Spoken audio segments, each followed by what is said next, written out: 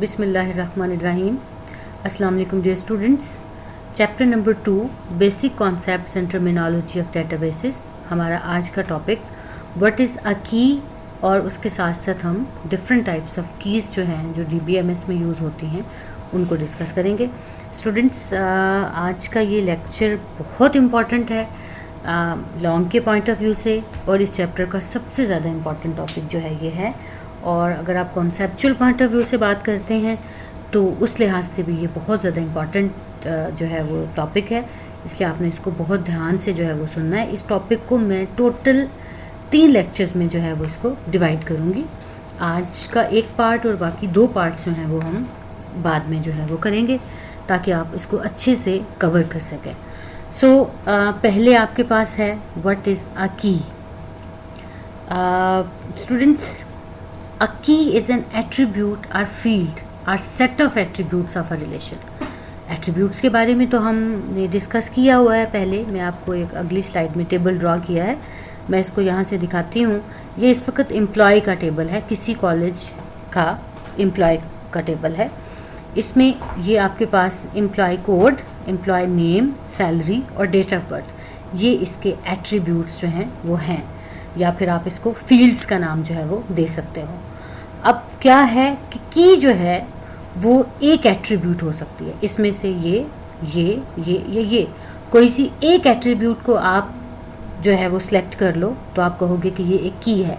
आप ये ज़रूरी नहीं है कि कोई एक ही आप फील्ड या एट्रीब्यूट सेलेक्ट करो तो वही की होगा। आप कोई से 2 एट्रीब्यूट्स को मिला के भी एक की जो है वो बना सकते हो। अब ये किस लिए यूज़ होती हैं वो जो है वो मैं अब पीछे हम लोग जाते हैं और फिर उसको जो है वो डिस्कस करेंगे। बहरहाल की के बारे में आपको पता चल गया कि ये एक एट्रीब्यूट है, यानी फील्ड है, या सेट ऑफ एट्रीब्यूट्स हो सकते हैं किसी भी रिलेशन के। अब कीज़ जो हैं वो किस लिए आप डिफ़ाइन करते हो इन द रिलेशंस, वो ये आपके सामने है। Number 1, for uniquely identifying the records of a relation. किसी भी रिलेशन को मैंने पहले भी आपको बताया था, हम टेबल भी बोलते हैं। किसी भी टेबल के जो रिकॉर्ड्स होते हैं उनको यूनिकली आइडेंटिफाई करने के लिए।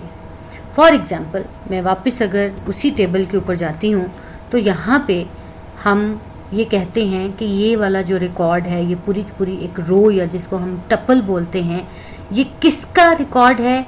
ये NP-ENG-01 का रिकॉर्ड है। NP इंग्लिश 01 का जो है ये रिकॉर्ड है। और क्या रिकॉर्ड है NP-ENG-01 का?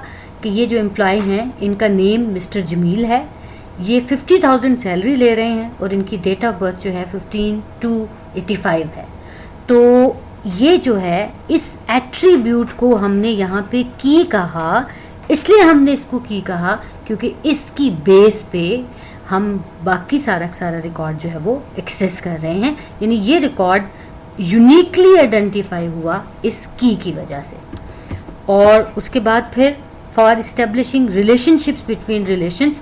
अब ये रिलेशनशिप्स क्या हैं और क्यों हम इनको बनाते हैं, ये भी हम इसी टॉपिक के अंदर डिस्कस करेंगे, लेकिन इसके लास्ट पे वो हम उसी वक्त ज़्यादा डिटेल में डिस्कस करेंगे। लेकिन जब आपने रिलेशनशिप्स बिल्ड करने हैं टेबल्स के बीच में तो उसके लिए आपको की ज़रूरत होगी। उसके बाद फिर for quickly accessing particular records from relation और टेबल। ऑफ कोर्स, अगर आपने जैसे कि उस टेबल में मैंने आपको पहले भी बताया, आप सपोज़ करो कि मिस्टर आरिफ का रिकॉर्ड जो है वो एक्सेस करना चाहते हो, तो उसके लिए आप ये जो की आपने बनाया था इसके अकॉर्डिंगली आप ये एंटर करोगे NP-COM-01, तो उससे क्या होगा, ये सारा इसका रिकॉर्ड जो है वो आप उसको एक्सेस कर सकते हो। जैसे आप लोगों के कॉलेज में आपके एडमिशन नंबर्स होते हैं, जो स्कूल वाले जो ऑर्गेनाइजेशन जो है वो आपको असाइन करती है, और आप अपने एडमिशन नंबर की बेस पे जो है वो बहुत सारा या कोई भी अपना रिकॉर्ड जो है वो आप उसको एक्सेस कर सकते हो। उसके बाद है for sorting records of a relation based on the data of 1 और मोर कॉलम्स। स्टूडेंट, सॉर्टिंग के बारे में हम पहले भी डिस्कस कर चुके हैं, चैप्टर नंबर 1 में भी हमने देखा था। सॉर्ट कहते हैं हम अरेंज करने को। आप अपना डाटा जो है वो किसी भी रिलेशन का, टेबल का डाटा जो है वो सॉर्ट कर सकते हो। फॉर एग्जांपल, अगर आप रिजल्ट्स के ऊपर जाते हो तो आप अपना डाटा जो है वो रोल नंबर वाइज सॉर्ट कर सकते हो।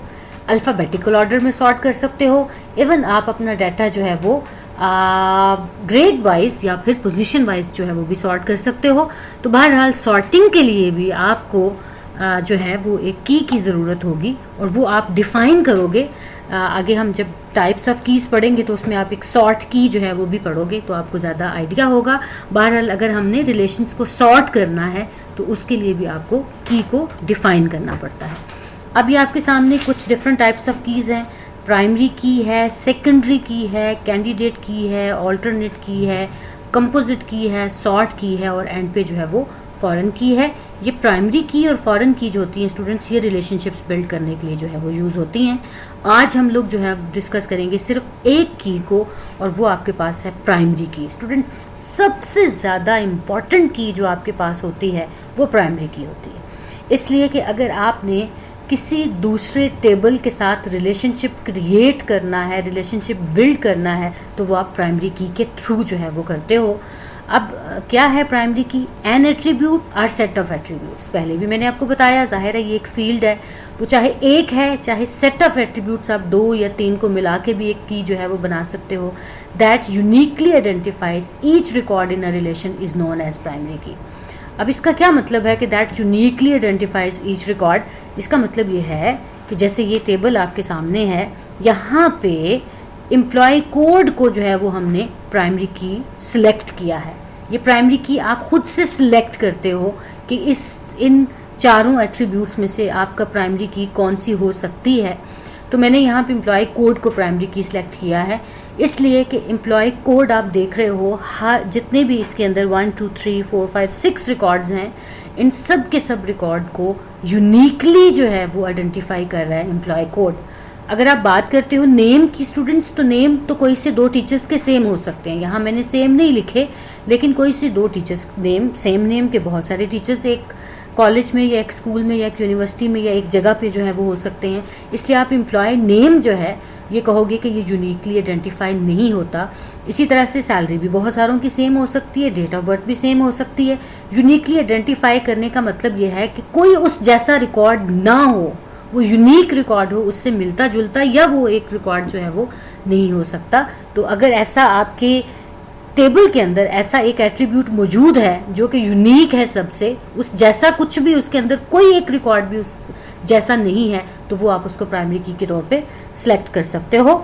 उसके बाद in relational database each relation must have a primary key. मैंने आपको पहले ही बताया, जब आपने रिलेशनशिप बिल्ड करना है तो फिर आपको प्राइमरी की ज़रूरत होगी, उसके बगैर तो आप रिलेशन बिल्ड ही नहीं कर सकते। An attribute of a relation is selected as primary key when its value for each record must be unique। वही बात जो ऊपर की है उसी को थोड़ा सा डिफरेंट वे में यहाँ पे कर दिया है कि उसको यूनिक होना चाहिए।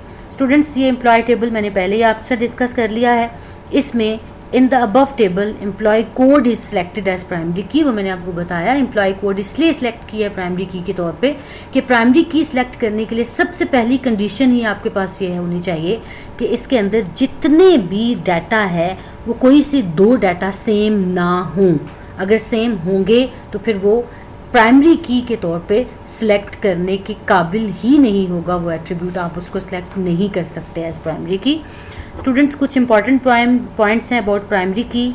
क्या a relation can have only 1 primary की? एक से ज़्यादा एक रिलेशन के अंदर प्राइमरी की नहीं हो सकती, ये बात याद रखनी है आपने।